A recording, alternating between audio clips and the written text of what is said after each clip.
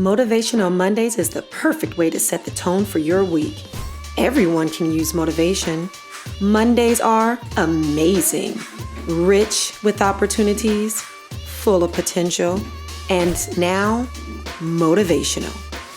Your week begins here.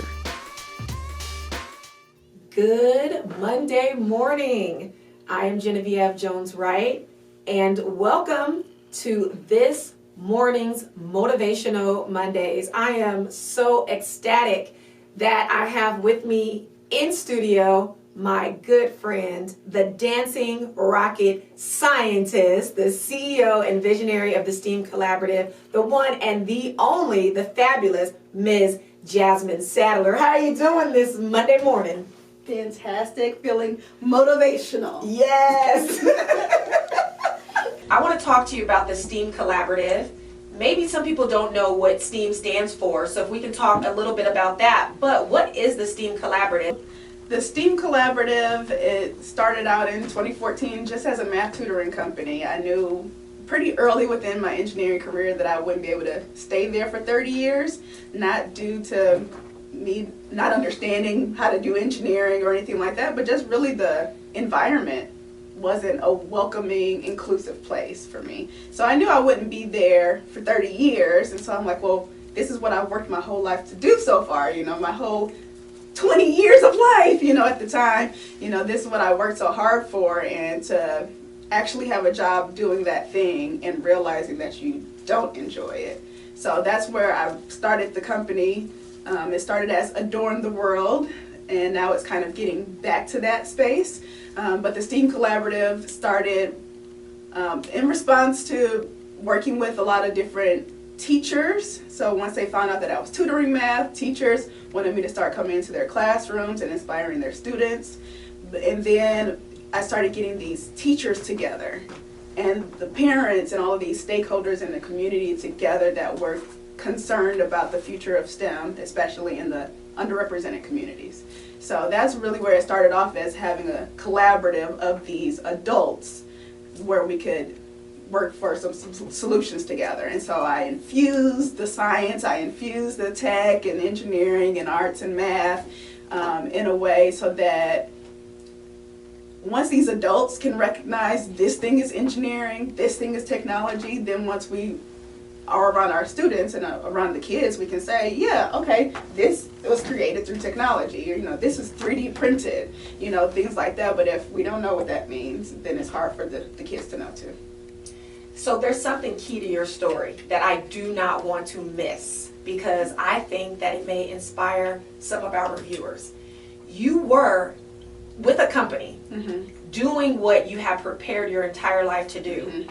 And at some point you decided to leave that and start your own company and become an entrepreneur and pursue your passions. Yeah. So can you tell us a little bit about what that was like? Yeah, always been driven by purpose. I think that's a big part of it. Spiritual, child of God, all of the things. And so I was given a vision probably about 2015 after taking the first step in starting the company. Then I ended up being an aerospace track lead at a STEM camp in the Bahamas. And so while I was on my way back to the hotel there, that's when God gave me the vision of what everything will look like. So with the STEAM Collaborative, having a university, having an orchestra, theaters, an academy, museums. I am right there with you. Let me tell you, I've already seen it. Yeah, thank you. So that's the vision that I have in my mind. So I see that all of the time.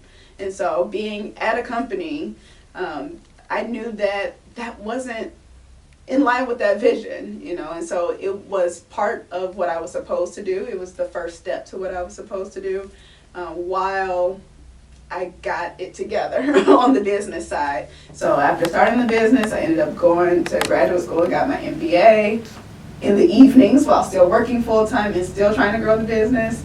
And then after 5 years, that's when I finally left the corporate world and felt ready to, still wasn't making a whole lot of money with my business, but you also can't make a lot of money when you're spending so much time at work. So, even just with long commutes sometimes, we're at work maybe 10 hours, 12 hours a day. And so that doesn't leave a lot of time to do your side project. I mean, it's literally just an afterthought instead of being the main thought. And so that's what I realized, that I'd have more of an impact and leave more of a legacy by working on it full time than doing it as an afterthought. I love that. You were keeping the main thing, and the main thing had to be the vision that God gave you. Right. And so you had to sacrifice in order to move towards that vision. But it's all working out. It always does. It always does. So that's the good news is, when you're presented with challenges, you have to figure out a way to solve them. And that's really part of being an engineer. It's all about being a problem solver, thinking of new innovative ways to solve a problem, and to solve a new problem or to solve an old problem. So if things keep coming back in your life, you can think of different ways to solve it. So that's what being an engineer has really taught me, is the opportunity to solve different problems in different ways. And so, it's been working out. So in taking that leap of faith, because that's really what it was a leap of faith in trusting God and trusting the vision that God gave to you. There's a lesson there, folks. You started to use the skills that you had learned being an engineer to be creative, to teach STEAM to young ladies and people of color. Yes. And that's what you do at the STEAM Collaborative. Yeah, so that's where it kind of started with the math tutoring and then the speaking and classes, but then it's really grown in a different way, where I now work with the adult leaders more. And so, a lot of times parents will come up to me and ask me, like, how can I get my kid interested? How can I get my child interested? And I'm like, it's really about you being interested, because your kid is just a kid. They're moldable clay at this point. And so to have adults around them who are more knowledgeable, with more life and world experience, to impart that into them. So once the adults around them can get more educated and more inspired and more mentally free and available to do their own life passions, then that's what it really inspires the students. And so that's what I've been working with a lot more lately. So just park it right there. What is the issue that you are trying to address with focusing on Black women in STEM? Well, it always comes down to your own positionality. For me, I wish I would have known me, sooner. And so, and sometimes it's hard for me to still even know me, but as a child, if I would have known somebody like me, in high school, if I would have known somebody like me, in college, if I would have known somebody like me. And so the fact that there was nobody like me that I met, but then also in undergrad for aerospace engineering at a top school in America, to have nobody who looks like you in that space. And so there were times where I'm imagining, I know there's had to be somebody who graduated before me. I know there's people who have graduated in aerospace engineering. Somebody has the degree from this school. This is really hard. Somebody has their degree from here. Somebody who is a woman has their degree from here. Somebody who's Black has their degree from here. But I didn't know who this person was, and so to just have that in my imagination, that's what really got me through during the hard times. It's like, somebody's done this before. Like, I'm not the first one doing this. And then you find out you might be the first one doing that. But yeah, so there's still very few Black women aerospace engineers that have graduated from the University of Michigan, where I went. And so we actually all got together online through Zoom last year. And so it's there's still just a handful. And to realize that this university, who has 45,000 students a year, and that there's less than 50 Black women aerospace engineers from that university. So, it's that's why I do what I do. Absolutely. And this is why what you do is so important, because representation matters. Yes. And as a young child, if you can see yourself in that position, you feel that you're able to get in that position. And I think that's the importance of motivation.